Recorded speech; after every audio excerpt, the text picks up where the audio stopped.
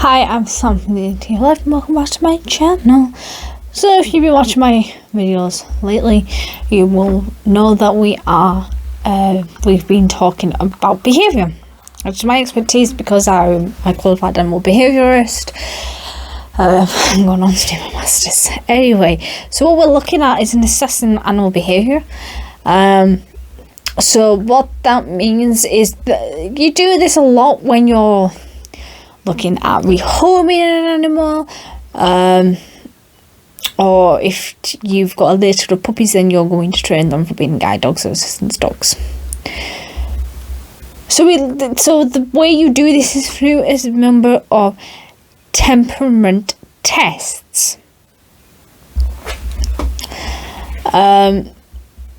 So the tests that I did was on Jake, my nana's Patterdale Terrier, who's actually quite old now and he's like 13, has dementia and cataracts starting, so he's pretty old and past it now. He wasn't at the time that I did this. And Vinny, who is a retriever Labrador cross, who I talked about when I went through how to train an animal. That was Vinny. So you're not saying that, you can track that out and you learn more about Vinny. So the results of these assessments, they give you, they were going to give me a learning theory and a behavioural assessment of the two different dogs, and just to see which one's more trainable and which one wasn't. Spoiler alert, I already knew which one was more trainable than out of the two, and that was the one that's trained as an assistance dog, e.g. Vinny, and not the rescued Patterdale. Who didn't go through a lot of training in his life, and still didn't go through a lot of training after he was rescued, purely because he was rescued by an elderly couple. So let's get into this a little bit, shall we? So these temperament tests, you have to design them yourself, and it gives you a general idea of the temperament of the dog. When we're talking about the temperament of the dog, we mean, are they aggressive or are they laid back? Those type of things. There are obviously in between. And you assess them in different situations. So it's like, do they cope in certain situations or don't they? Because I know that some dogs, they don't cope very well in certain situations and they cope better in other situations. It all depends on the dog.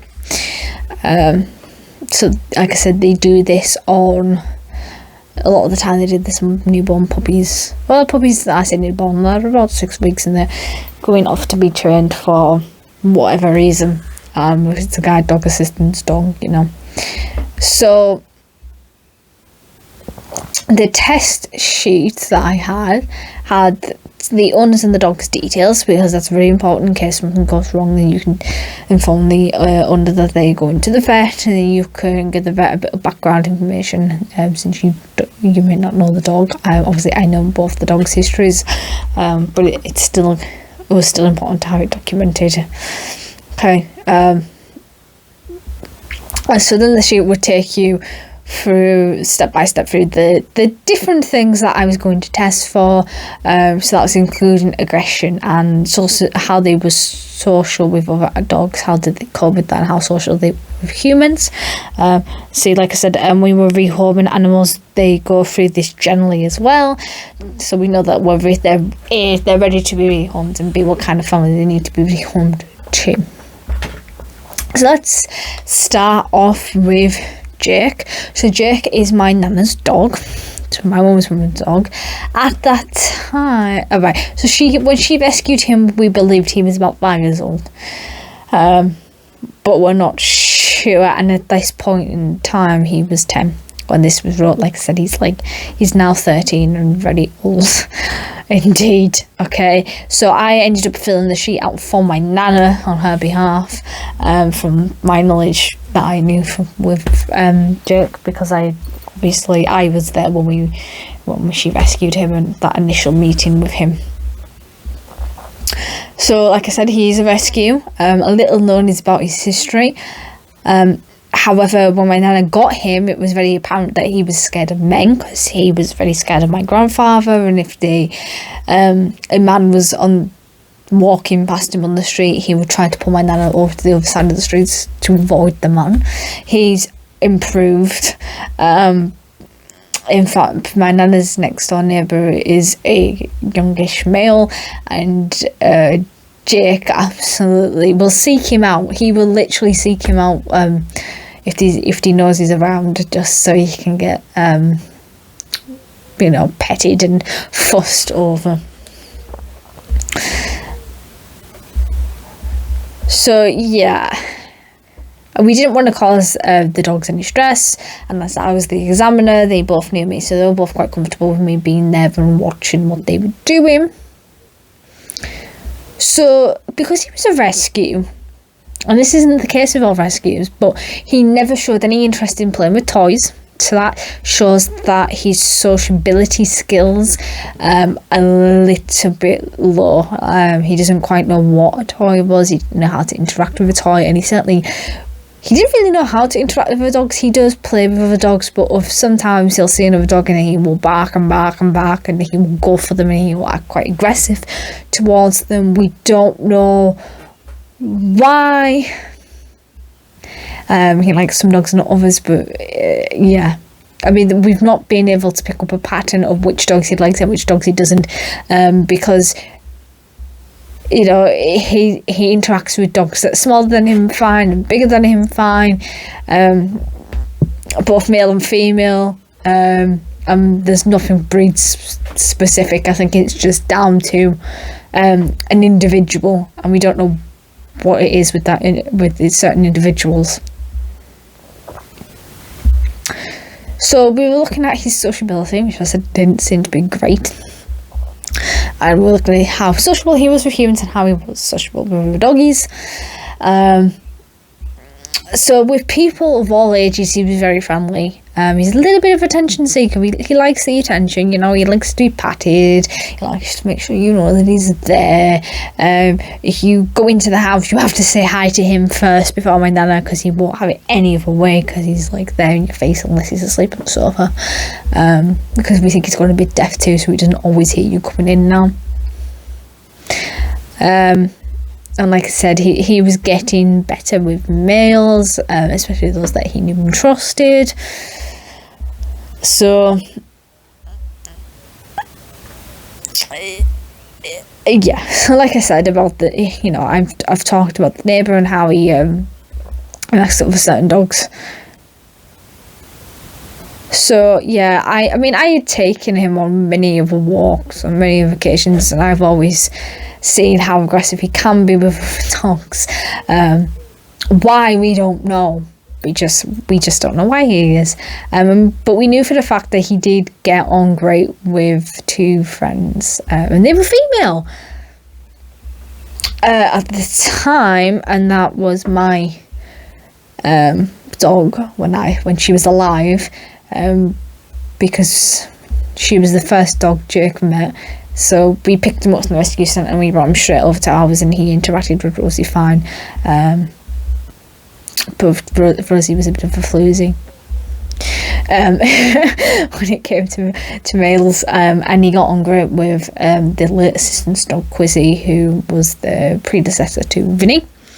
And he'd only recently been introduced to Vinny, because Vinny had only just come into his partner's life at this point in time, and he got on great with him too.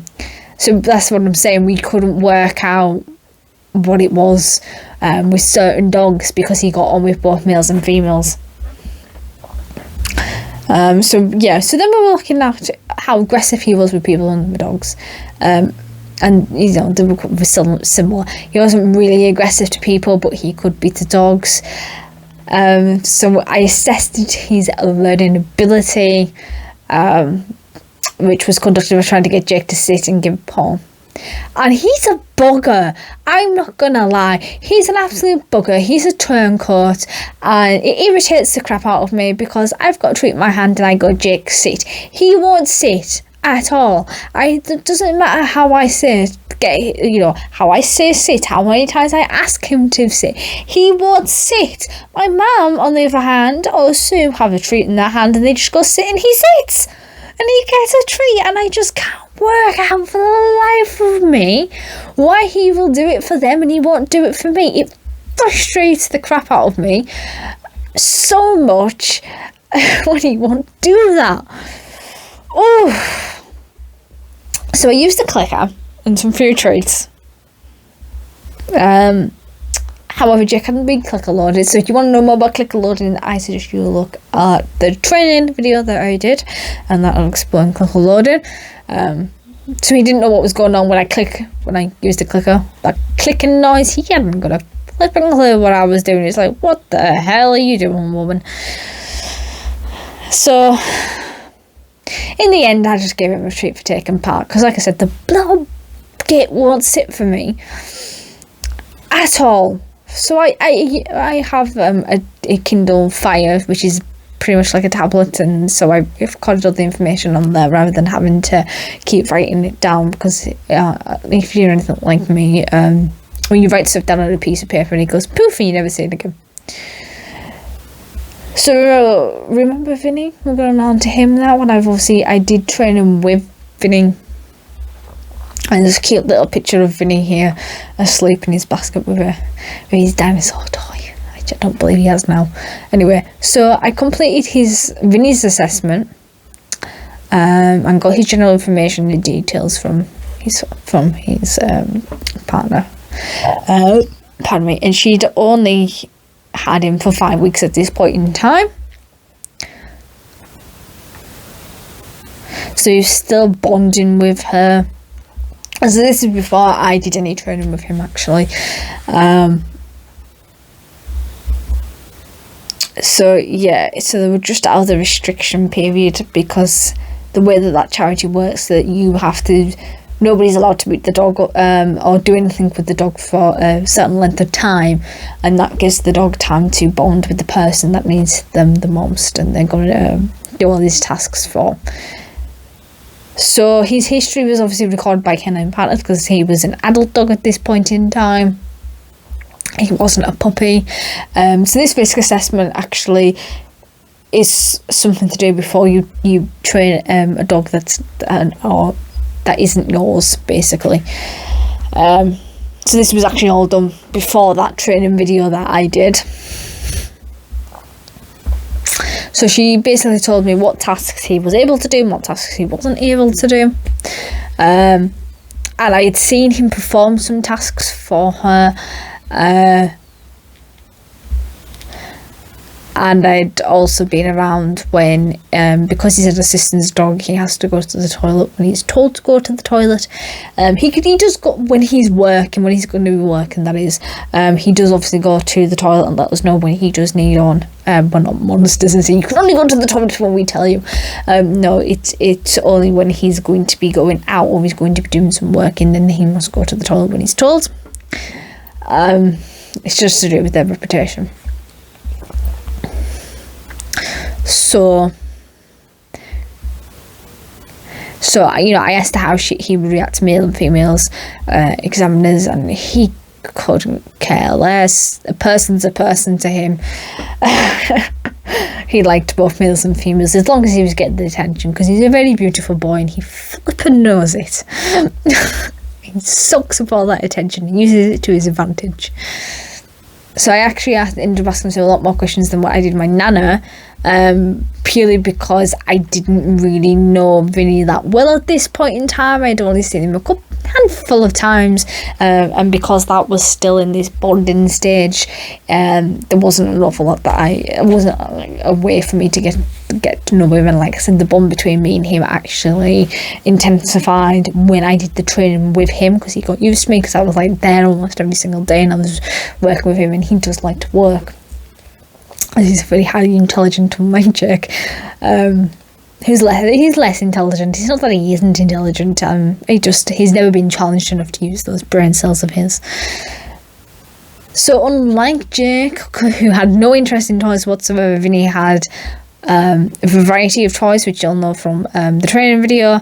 He's got lots of energy, and he played with all his toys. And his favourite toy is a Buzzy Bee. I think he still has that Buzzy Bee. It's very yucky because he keeps got in his mouth, and he obviously gets horrible and covered in slobber and needs washed all the time. So because of this restriction period, he hadn't socialised with any other dogs whilst he was with Sue. He obviously had socialised with other dogs in the past, but I wasn't able to see this. But I knew that he had already met Jake at this point and they got on fine. But at that point in time, he hadn't been around any female dogs.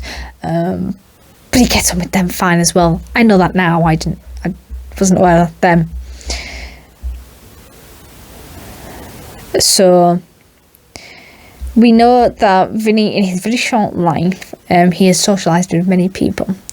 So his home with this partner was actually his length, because the way that the Canine Partners, the charity on which he came from, works is that they have the breeding centre, and then when they're 8 weeks old, they're going to sort of like foster care. It's called a puppy partner, and they will start with their initial training, and then they'll go off to another trainer's home till they get to the stage where they're able to go off to a partner, and they'll do other partners.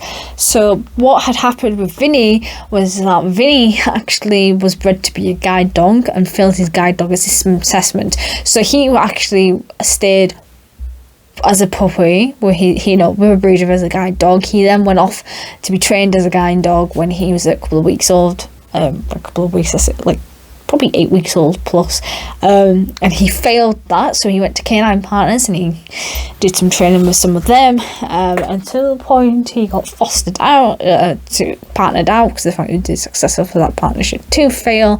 He had to then go into with a trainer, and he lived with them before he lived with Sue. So in total he had 9 homes, and I think he was only 2-3 years old at that time, so having 9 homes in that very short period of time is obviously very traumatic, and is very hard for a dog to settle in and to adjust, which is a problem that he had actually, because he never knew if he was coming back, going, staying, So he was very excitable, and he loved all people. Didn't matter who they were, he loved them, especially little toddlers, because they just give him loads of free treats, and he was like, getting treats for nothing here, because he usually gets treats for doing the task. He's obviously not aggressive, otherwise he wouldn't be an assistance dog. So he, like I said, he's very intelligent. His learning ability exceeded Jake's by a lot. Okay. So, we've got a dog that had a bit of a bad history and has been rescued, and we've got a dog that has had and then the one that has been rescued, he's had a rough life, scared of men. Is dog aggressive? Not always, but can be. Doesn't really know what toys are. And then the flip side of that, we've got a very excitable dog that's had 9 homes in his very short lifetime. And he loved people, and he loved dogs of all sizes, shapes, ages. So, the animal legend theories. So we have habituation, which is a declining response to a repeated situation or sound. So if you've ever seen Meerkat Manor, which was like a soap opera documentary series of meerkats, and they were habituated to the film crew, the people that were, and the scientists. They weren't bothered by them, they weren't scared by them. So, imprinting, that's when a precocial young, so young that's born with its eyes open and looks like a mini adult. So particularly most birds that are like ducks that are born with, they hatch and they've got their feathers and their eyes are open, so they will fixate their attention on the first moving animal or object it sees during its sensitive period, which is usually its mum, and that's how it learns that I'm a duck. This is how ducks act. Which sometimes doesn't happen because they'll imprint to a human and they'll think that they're a human. Anyway, and the problem with that is they don't recognise individuals of the same species, so they don't generally mate. So playing is where young learn with their siblings, they how to fight, hunt, how to socialise others. And I know some behavioural lecturers like, they don't play, it's just social interaction. Yeah. Playing is humanoid, but anyway. So interpretation, when they mimic an animal, or they're doing some social learning, is they watch and copy another animal, which happens all the time, happens with us as well. Exploratory learning is just where an animal learns by exploring its environment. Simple as that. Associative learning is, so they learn a certain object or behaviour is linked to something like food. So the noise of a clicker, that click, means they're going to get food. That's association. Trial and error, which is where they attempt to do something and they keep doing it in different ways until it works. Classical conditioning is learning that something has no meaning to an animal, which eventually means something, such as when a bell rings to give its food. So if you've never loaded a dog, you click that noise, that dog doesn't know what that clicking is, it doesn't associate that click with anything, but as soon as you click and give it a treat, it then associates that clicking with a treat, so it knows when that click comes, it's getting a treat. And that's classical conditioning. You might have heard of Pavlov and his dogs. He would ring a bell on its own, nothing would happen, but if he rang a bell and he gave the dogs food, then the dogs associated the bell ringing with food, and eventually if you just rang the bell, they would salivate, thinking they were going to get food even when there was no food present. So operative conditioning is when an animal voluntarily completes an activity and is given an award for its accomplishment, which is what Vinny is trained to do. It's how he was trained. So specific learning theory. So Vinny learned best by association learning, which was the clicking. And he follows these commands correctly with the clicking noise.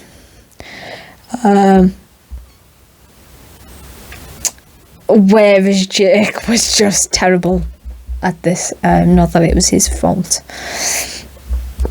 So just to sum it up, the temperament tests were well aided by the design of the test sheet, and it covered most topics required for it.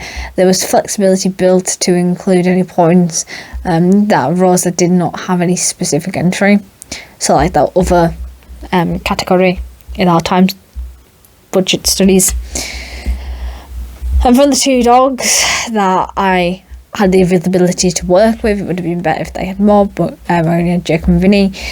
Vinny was the dog that I obviously decided to do the training with because he picked up things faster. He learnt more quicker than what Jake did, and Jake was much older and wasn't as eager and as keen to learn like Vinny. And if you want to know what I did with Vinny, then I recommend you watch the training video that I did, which will be linked up here.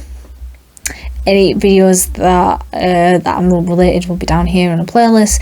And if you like any of the content that I have said or have done on this channel, please click on my face, subscribe, that helps me a lot. Share this with your friends, that's going to help me an awful lot, especially when we get into more of the stopping the animal abuse and fighting for diversity in human cultures and in human aspects of life, basically.